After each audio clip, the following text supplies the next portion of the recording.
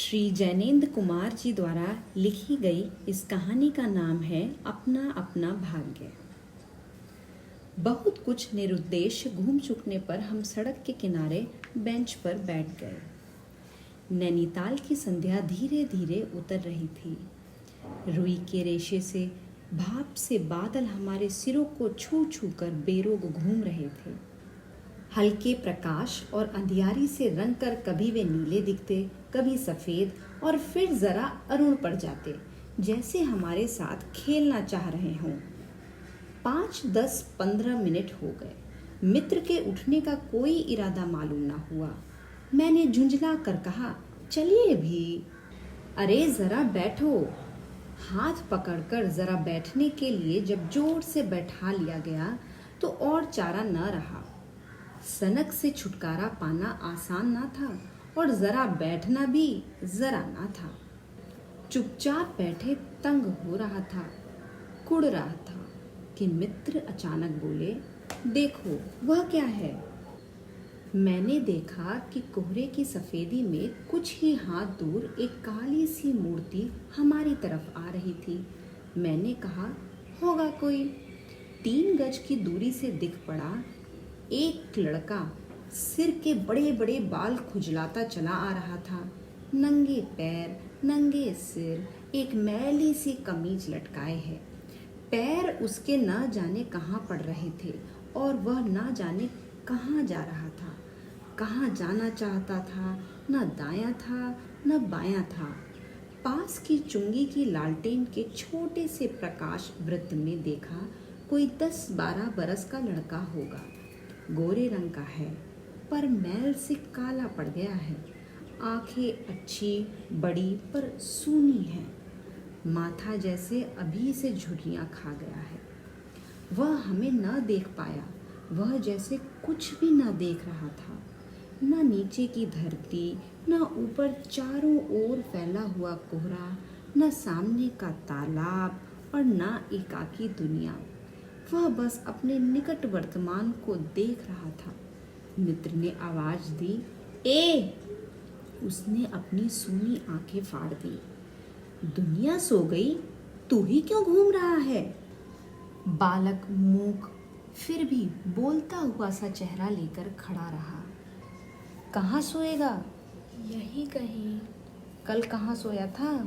दुकान पर। आज वहाँ क्यों नहीं?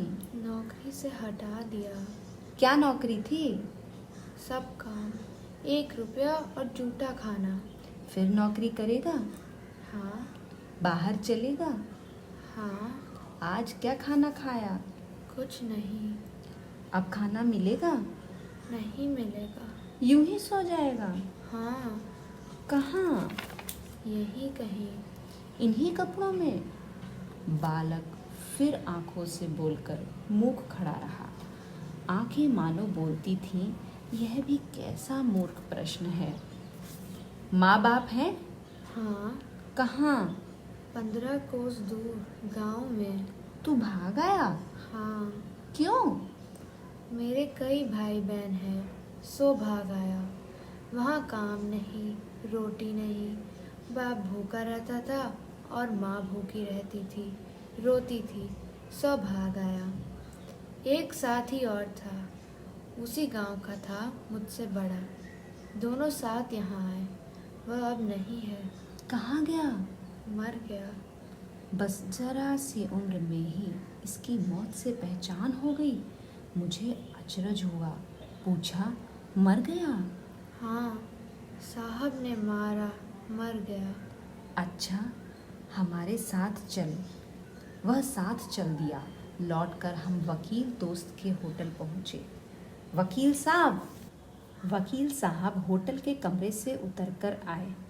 कश्मीरी दुशाला लपेटे थे, मोजे चढ़े पैरों में चप्पलें थीं। स्वर में हल्की झुंझलाहट थी, कुछ लापरवाही थी। ओहो, फिर आप? कहिए।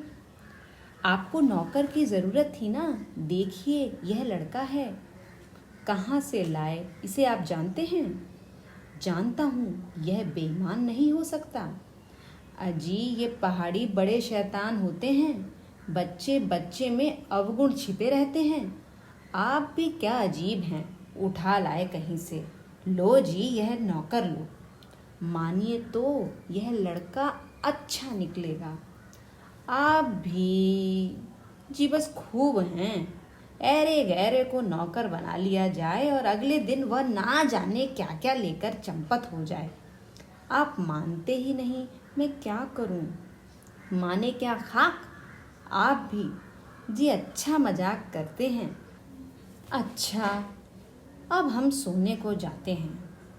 और वह 4 रुपया रोज के किराए वाले कमरे में सजी मसहरी पर सोने झटपट चले गए। बालक कुछ ठहरा, मैं असमंजस में रहा। तब वह प्रेत गति से एक ओर बढ़ा और कोहरे में मिल गया। हम भी होटल की ओर बढ़े। हवा तीखी थी, हमारे कोटों को पार कर बदन में तीर सी लगती थी। सिकड़ते हुए मित्र ने कहा, भयानक शीत है, उसके पास बहुत कम कपड़े। यह संसार है यार, मैंने स्वार्थ की फिलॉसफी सुनाई। चलो पहले बिस्तर में गर्म हो लो, फिर किसी और की चिंता करना। उदास होकर मित्र ने कहा, स्वार्थ? जो कहो, लाचारी कहो, निठुराई कहो या बेहयाई। दूसरे दिन नैनीताल स्वर्ग के किसी काले गुलाम पशु के दुलार का वह बेटा, वह बालक निश्चित समय पर हमारे होटल दी पब में नहीं आया। हम अपनी नैनीताल सैर खुशी खुशी खत्म कर चलने को हुए। उस लड़के की आस लगाए बैठे रहने की ज़रूरत हमने न समझी। मोटर में सवार होते ही यह समाचार मिला, पिछली रात एक पहाड़ी बालक सड़क के किनारे पेड़ के नीचे ठिठुरकर मर गया।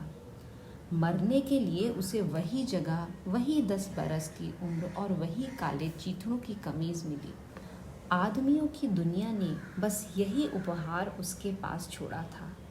पर बताने वालों ने बताया कि गरीब के मुंह पर, छाती, मुट्ठियों और पैरों पर बर्फ की हल्की सी चादर चिपक गई थी। मानो दुनिया की बेहयाई ढकने के लिए प्रकृति ने शव के लिए सफ़ेद और ठंडे कफन का प्रबंध कर दिया।